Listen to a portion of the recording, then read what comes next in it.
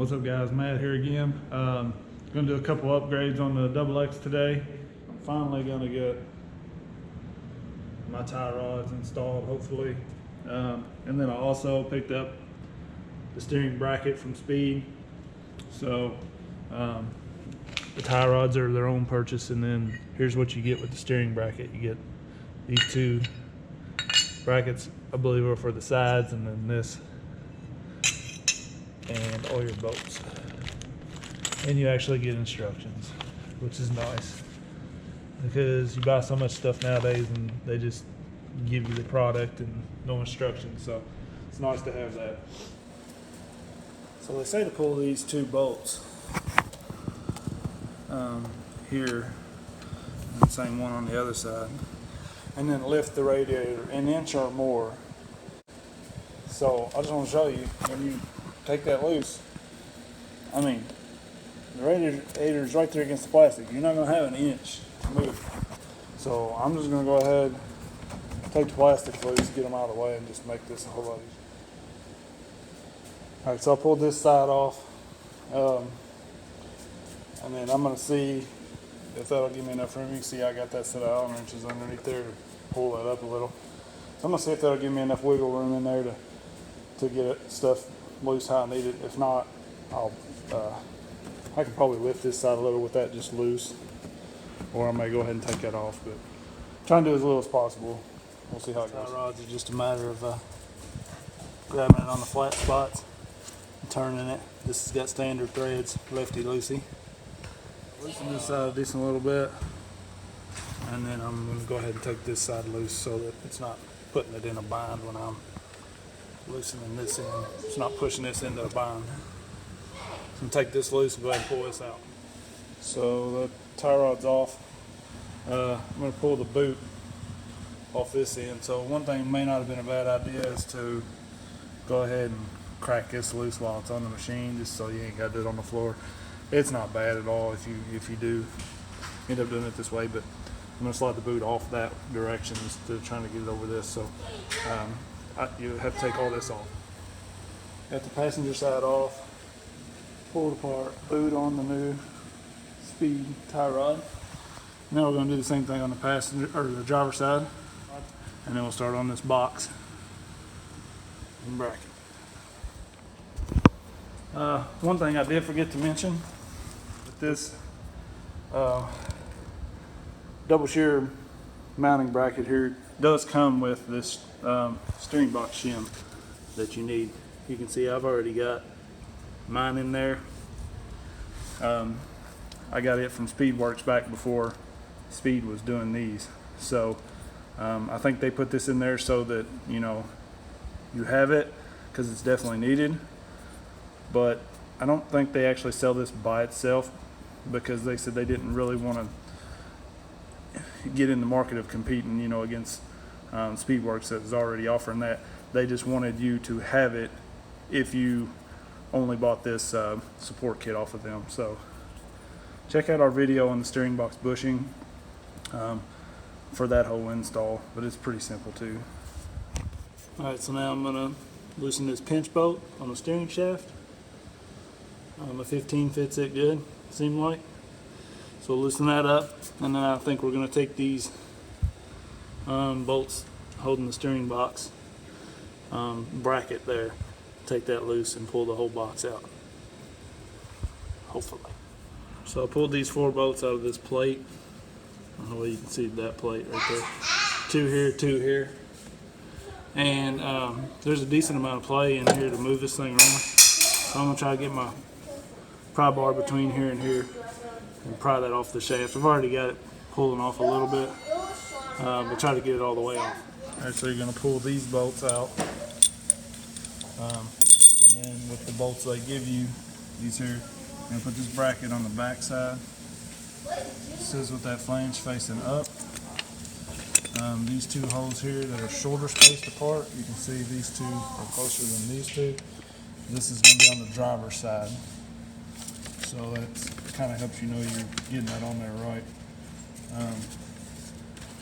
And then you're going to feed the bolts through, and then screw this plate back on. And then we're going to pull this lower A-arm bolt, and this bolt here goes through the front diff. There's some like little spacers there, one on each side, that'll come out. This is one long bolt, goes all the way through to the other side with a nut.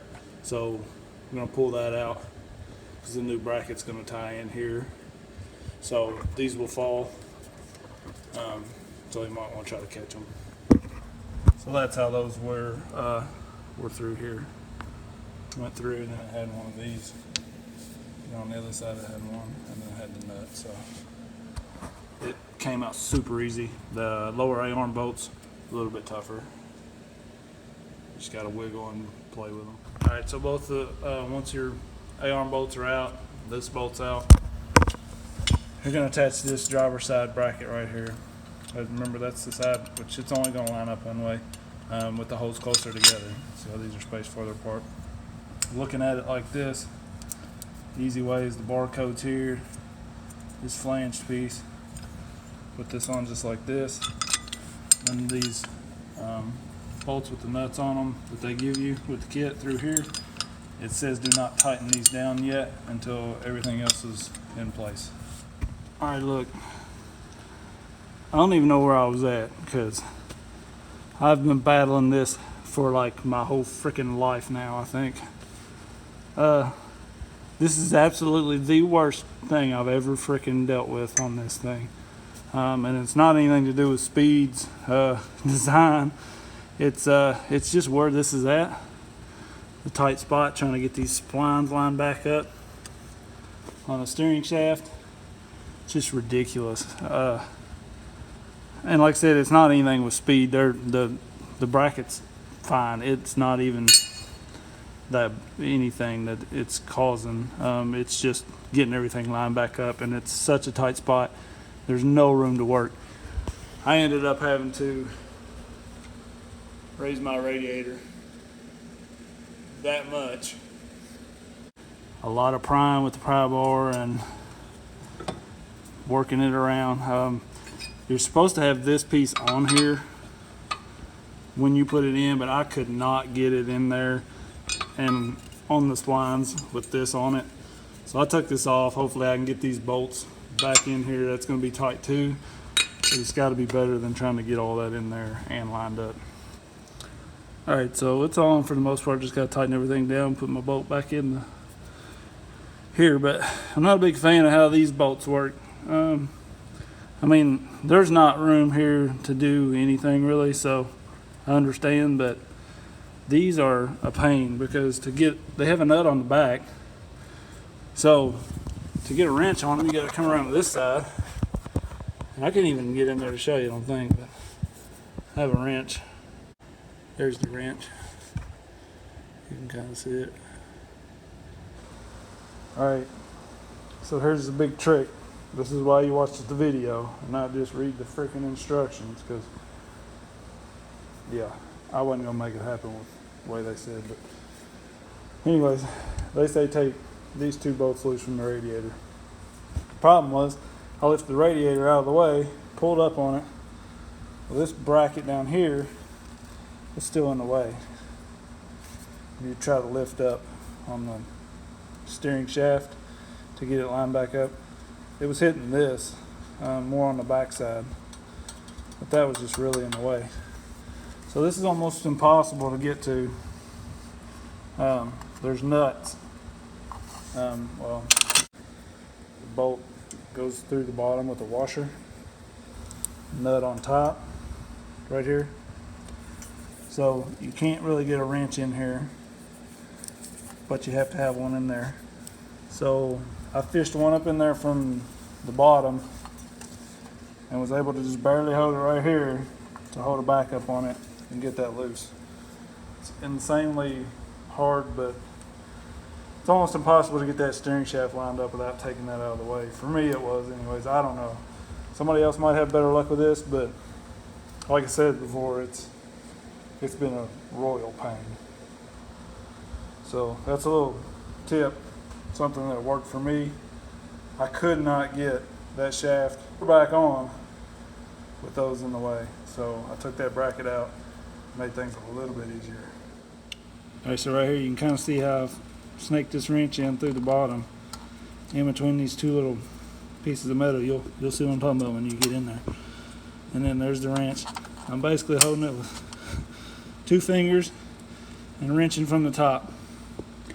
It's pretty much this whole process. Like, almost impossible to get to everything and just a complete pain.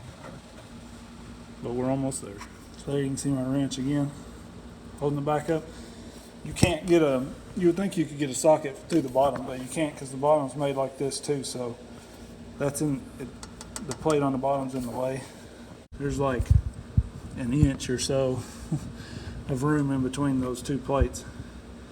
So basically you snake that wrench in there and hold it with a couple fingers and then crank the top down. I didn't mention to get to that you have to pull this guard off, but it's not even bolted down or anything. It's just wedged in there. There's the guard back in. It's a little bit of a pain, but pops in not too bad. And then the radiator has these on the bottom, drops right down in there. Hopefully we'll get this bolted back up. So the way this works is this bracket is now attached to the steering box also, whereas before all it had was this one bracket here, this one mount. It had 4 bolts that run through the steering box into that bracket. So when this got stress on it, it had no support on the backside, and it was breaking people's box, bolts, whatever, snapping up in here, whatever. So now it's supported on both sides. It's kind of like a cradle for the steering box. It almost fits just like that right there around it. So it's supported on both sides. Super tight area. Everything in there is a pain. Speed's bracket is perfect. I mean, there's nothing wrong with the fitment of it. It's just tight area, and everything's going to be tight and a pain to get started and this and that and whatever. But it's all done except for I've got to put my ties on here on these boots. I'm going to put a little grease up in there, I believe anyways. So I haven't did that yet, but tie rods are on, looking beefy. And then that's something I've wanted to do ever since I got these bigger tires. I just knew it was adding stress to the steering. Like I said, it was a heck of a job. I don't know if I'd do it again. Next one I might pay somebody to do, because I'm just like, I've spent the biggest part of my day out here messing with that thing. So it's a heck of a job if you don't like tedious little stuff, which I absolutely hate. That's why I wouldn't do it again. Yeah, I wouldn't tackle it if you don't like tedious stuff. It's a pain. But got it done. And now she's hopefully going to be a lot stronger in the front end and the steering there. Appreciate you guys watching. Hope this helps out somebody. And I mean, hold up. Let's check this out. Look. No brainer. Look at the size of that. Yeah. So definitely needed, especially with bigger wheels and tires. All right, guys, one last thing that really got me when I got this all back together. My steering was way off, and not just the steering wheel being crooked. I could turn 3/4 of the way to the right, like 3/4 of a turn. Couldn't even go all the way around with the wheel. And then to the left, I could go like 1 1/4 turn. So it was turning way too far to the left, and then not enough to the right. So instead of taking all that junk loose to get back down, because I imagine what happened was those splines were off a little bit when I put that steering shaft back on. My steering wheel was off a little bit anyways from the crash back last year. So what I did was I pulled the steering wheel, which is actually super simple. I've read most XXs. You just pop the cover off, back this nut off, and it takes pretty good jerking, but it came right off. It's still not all the way on right now. So pulled that off, and then I got everything straight. I figured out where I could have a full turn each way. So that's basically a full turn to the left, and then back here straight, and basically a full turn to the right. So that's dead up where it needed to be. That way it's got basically that whole turn each way. But then my wheels were way off. So I got that set to where I had equal amount of turns each way, and then put the wheel back on, and then straightened the tie rods and got it all lined back out. So good possibility you may have to do that, because it's almost impossible to get that spline set up back exactly where it was. You can mark it. I thought about that earlier, mark it with like some whiteout or something, or a pin, to where it's supposed to line up, but it's so tight in there, like I don't think I could have got it back the way it was anyways. So this worked out, and just thought I'd share that with y'all. Anyways, hope this helps somebody out. If you got any questions, just hit us up, and I'll do my best to get back with you on it. I don't know much, but I did get it done. Thanks for watching. Peace.